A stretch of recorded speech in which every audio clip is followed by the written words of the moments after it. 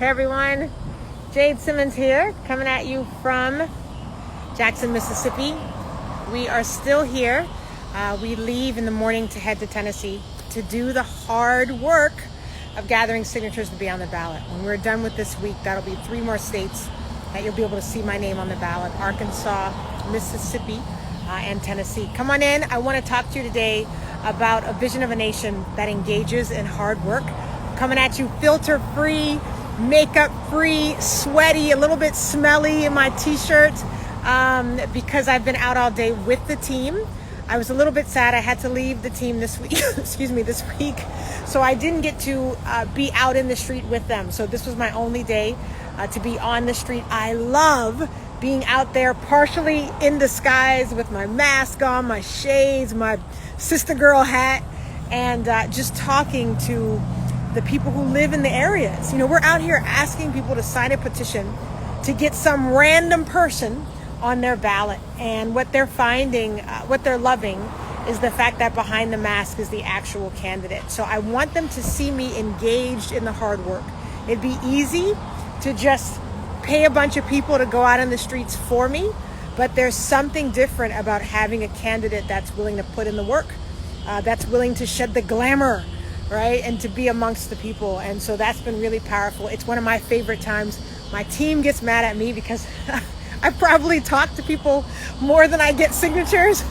The best part is the last guy that we had tonight. I saw him giving my team a hard time. You know, where does she stand on the issues? And what does she think about this? So I run over and I'm like, it's me. Do your research right now. You said you were going to go home and do your research. Do it right now. What do you want to know? So we sat there. I know my team probably caught some of it on Instagram. You'll probably find it. But hard work is what we're going to all have to commit to. There's a huge myth flying around that I want to dispel for you. That's that we are not a nation that works, right? So if you listen to one side, they'll tell you poor people don't want to work. They just want a handout. If they really wanted to make it, they could just pull themselves up by the bootstraps. I heard a man say one time on Facebook, he was a white man, and he said, I have lots of minority friends, or I have a few minority friends, he said, and those guys have worked very hard and they own their own businesses, and if they can do it, so can everyone else. And so I had to ask him, how many minority friends are you talking about?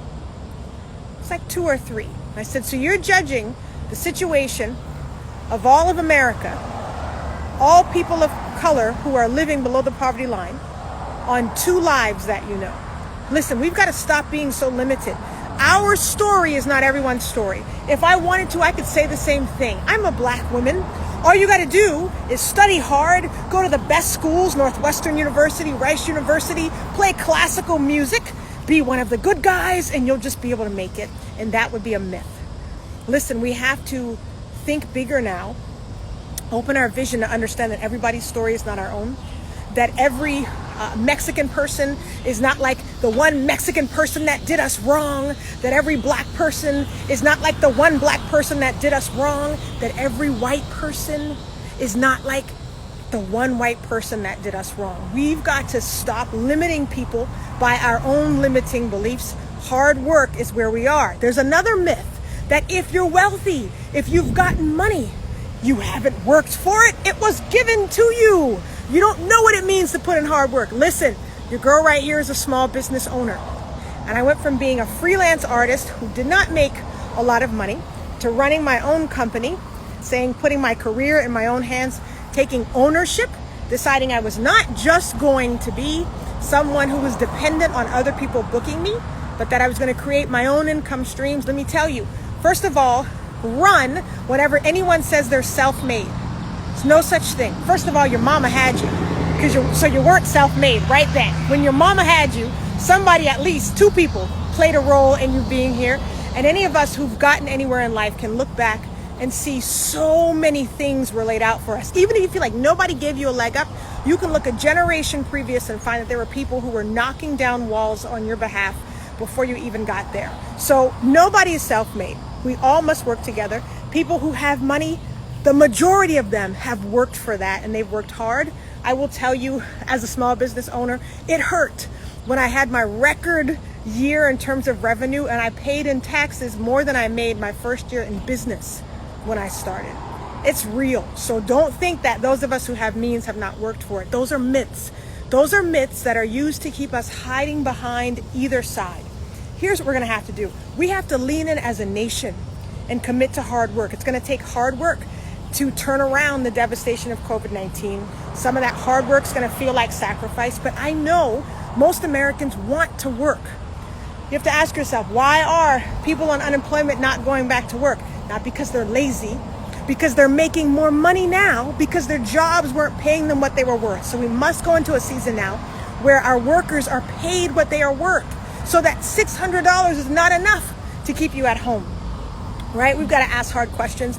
We've got to do hard work now where race relations is concerned. If we want to get out of this season and have it not just be symbolism, and have it not just be us walking around on eggshells, not knowing how to talk to each other, it's going to take hard work, hard conversations, critical, crucial conversations that I believe we can have if the right person is facilitating, oh, it's loud, if the right person is facilitating those conversations. Hard work is what I believe we're going to have to commit to. I believe that we're a nation that should be the leader in terms of being a producer nation. The home of manufacturing should be right here on American soil.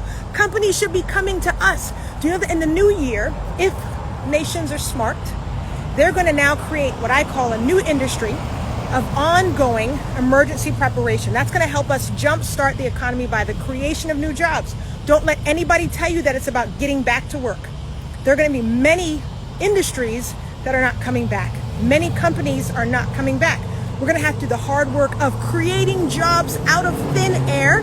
The industry I keep talking about is pandemic proofing and ongoing emergency preparation. It's going to be hard work. And you're going to put Americans who've been out of work back to work, and you better believe they want to work. Here's what I believe, and I'll end on this. People don't want just to be given stuff.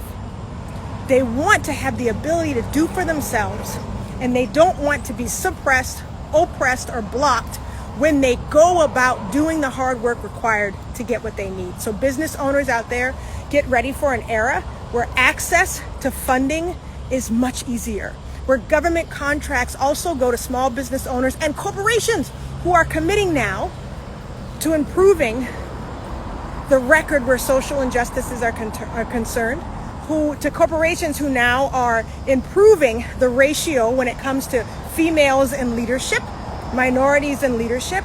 How about this? Those of you who go green, we need to be rewarding companies and small business owners who are building in green incentives into their business plans. How about that? How about tax incentives now for new construction that dares to build an apparatus that will help us for the next epidemic? Can you imagine if we had buildings like our stadiums that were instantly able to be flipped when something hit? You say, I don't want to talk about another pandemic. We better talk about another pandemic so that when it comes, we're not out scrambling and building shelters at the last minute, but that we will have buildings already in place. They were given tax incentives to build in the structures that will immediately allow them to flip into becoming facilities for the types of emergency assistance that we need. That's going to take hard work, and I believe that Americans are here for it. I'm here for you guys. Learn more at OperationRestoration2020.com. This was 100 Days of Vision. We were talking about the power of hard work. That is going to remain our mode of operation. I'm looking at Kill Them Aliens. I just posted my stance on LGBTQ plus issues. You'll see that there, right there on this Instagram page. It's also on Facebook. All right, you can find your answer there. I'm looking back. It is a great question. I get it almost every day. Am I a leftist? I think most people would say that I'm a centrist, but it depends on who you ask. I don't use any of those labels. I am here to actually help us become what we said we always were, which is a place that has liberty and justice for all. I believe in things like reconstructing our economy so that it works for everyone. So you're talking to someone who probably, in terms of income, should be voting red, but in terms of social instances, should be voting blue. I don't adhere to any of those things. I'm not on the left, I'm not on the right. I'm simply someone who believes we should be prioritizing people over politics, profit, personal agenda every single time. If it makes me a leftist to actually care about people who are outside of my tax bracket, then I guess that's what I am. If it makes me conservative to care about life from the womb to the tomb, I guess that's what I am. But instead, I like to believe that I'm an independent, which I believe most Americans actually are. And I think most Americans right now feel politically homeless, and Operation Restoration exists to be the landing place for those of you who are not happy with what the two options are currently offering you. All right, looking back. All right. Yes, I am actually, Black Lives Matter.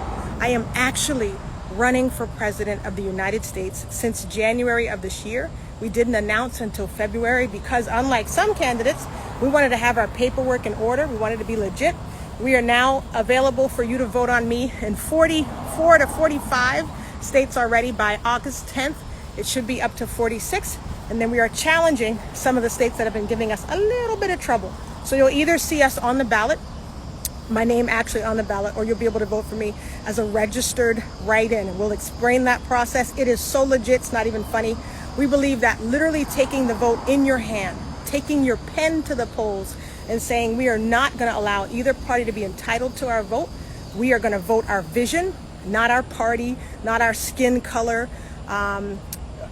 That's who we are. And so people have been getting excited from every part of the political spectrum, on the left, on the right, in the middle, and everything in between. And we're very excited about that. Anybody else? Looking before I go.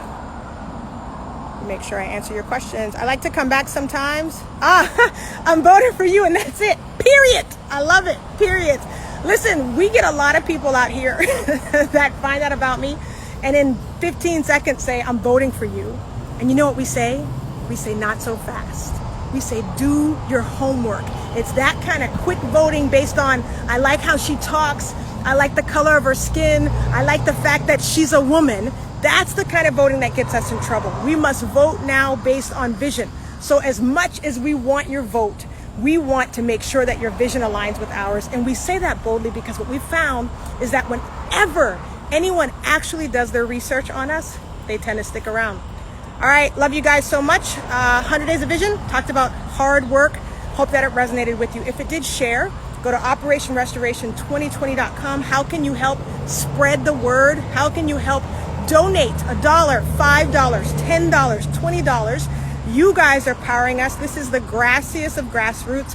I work in corporate America. I could ask for corporate support, and we are doing without it so that you don't have to wonder who's bought me, who's purchased me, who's pulling my strings. You get to know that people actually put the president in office. This is a presidency about the people, not a presidency about personality. I hope that resonates with you guys. All right, talk to you again tomorrow with another 100 Days of Vision. All right, have a good night.